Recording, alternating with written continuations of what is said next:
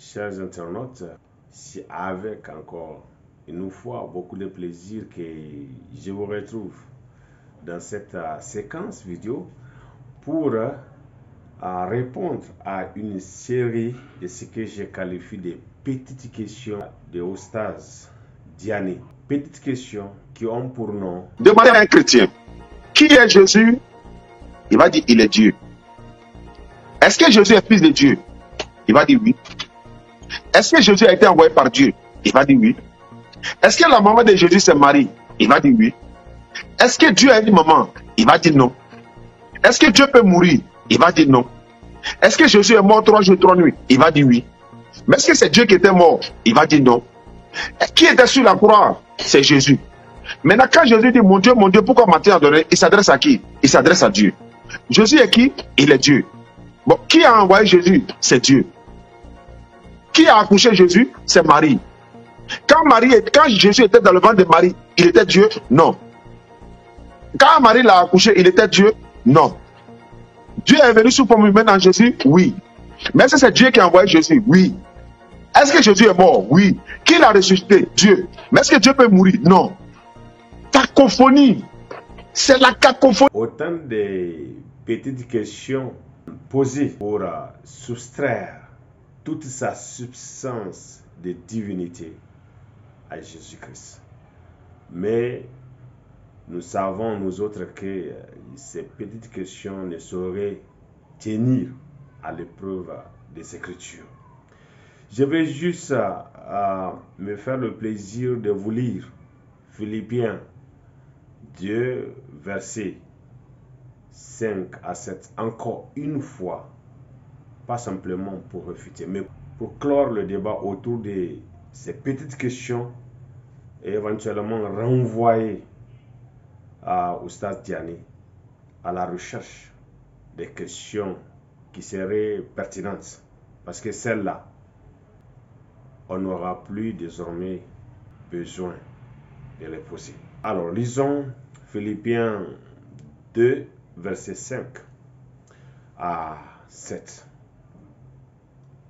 Ayez en vous les sentiments qui étaient en Jésus-Christ, lequel, existant en forme de Dieu, n'a point regardé comme une proie à arracher d'être égal avec Dieu, mais s'est dépouillé lui-même en prenant une forme de serviteur, en devenant semblable aux hommes et ayant paru comme un simple homme. Jésus a paru comme un simple homme. Et il a vécu comme un simple homme. Et tout ce qu'il faisait, il le faisait comme un simple homme. Mais seulement investi de pouvoir divin. Pour nous montrer le chemin à suivre. Pour nous montrer l'exemple à suivre. Quel chemin et quel exemple. Si quelqu'un se met à la disposition de Dieu, Dieu peut l'utiliser. Peut l'investir de sa puissance et faire la différence.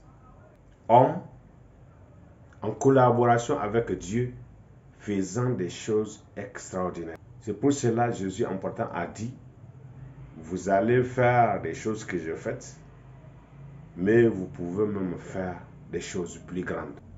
Revenant à notre sujet, j'aimerais dire ceci. Jésus apparut comme un simple homme. Et s'il était en forme de Dieu, et qu'il a apparu sous la forme d'un simple homme, cela veut dire que nous sommes en présence d'une mise en scène. C'est tout comme vous prenez n'importe quel acteur, quel que soit ce qu'il fait, il est vu sous la forme du rôle qu'il assume. S'il se comporte comme président, on va dire que c'est monsieur le président. S'il se comporte comme un policier, on va dire que c'est monsieur le policier. S'il se comporte comme un enseignant, on va dire que c'est monsieur l'enseignant. Il faut comprendre cette mise en scène. Dieu s'est dépouillé. Lorsqu'il s'est présenté au milieu de nous, il a apparu comme un simple homme. Qui est là au milieu de nous? C'est un simple homme. Est-ce qu'on peut s'attendre à ce qu'il fasse autre chose que le simple homme là? Non. Il dit, Vous deux là, catholiques, évangéliques, donnez-moi un verset dans la bouche de Jésus où il dit je suis Dieu.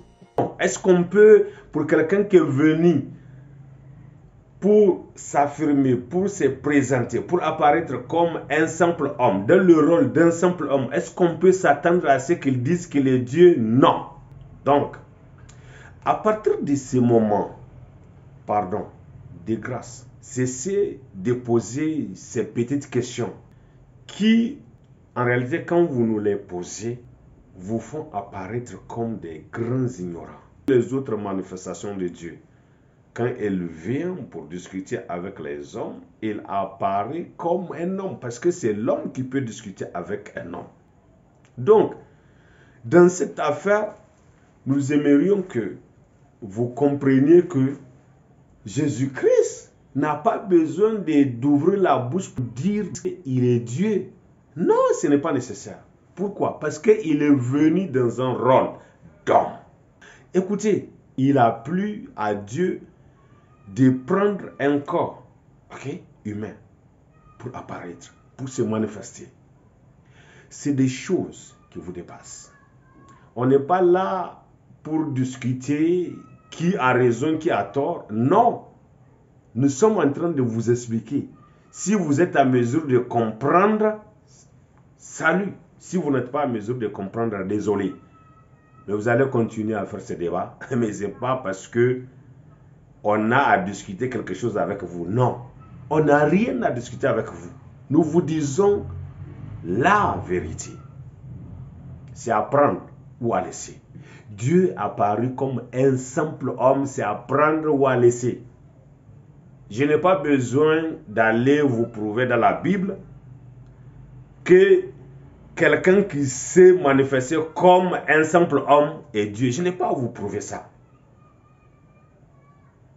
Pourquoi? Parce que ce qu'il a voulu, c'est se présenter comme un simple homme. Pourquoi est-ce que vous voulez qu'il dise qu'il est Dieu s'il a voulu se manifester comme un simple homme?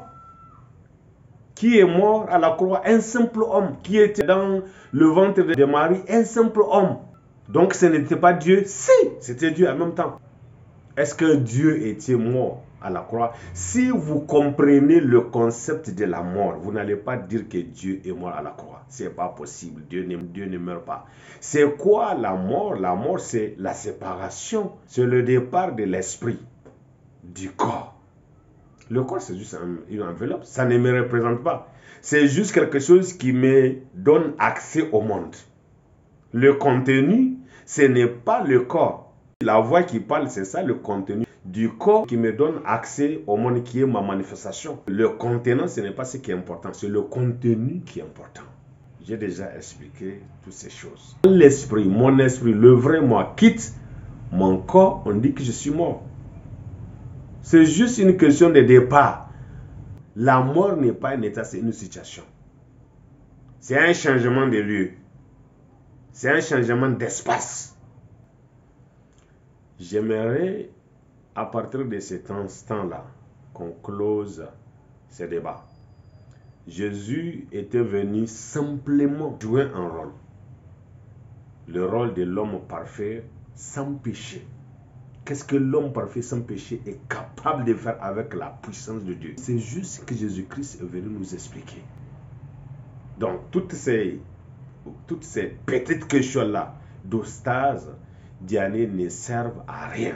On est en présence du rôle. On est en présence des théâtres. On est en présence des mises en scène. Dans un film, quand on tue le président, on dit que le président est mort. Qui est mort? C'est le président. Ce n'est pas l'acteur qui est mort. L'acteur, lui, reste acteur. Vous allez le revoir dans un autre film. Et cette fois-ci, il va jouer au policier. Dans un autre rôle, il peut jouer au brigand. Mais c'est le même acteur. Donc, il faut encore une fois comprendre que nous sommes en présence de situations que vous n'êtes pas censé normalement comprendre tant que vous n'êtes pas chrétien. C'est ça, je ne peux cesser de le répéter. Tant que vous n'êtes pas chrétien, vous ne pouvez pas comprendre ces choses. Vous n'avez pas les qualifications requises. La Bible dit que l'homme animal ne comprend pas les choses de Dieu parce que c'est spirituellement qu'on en juge.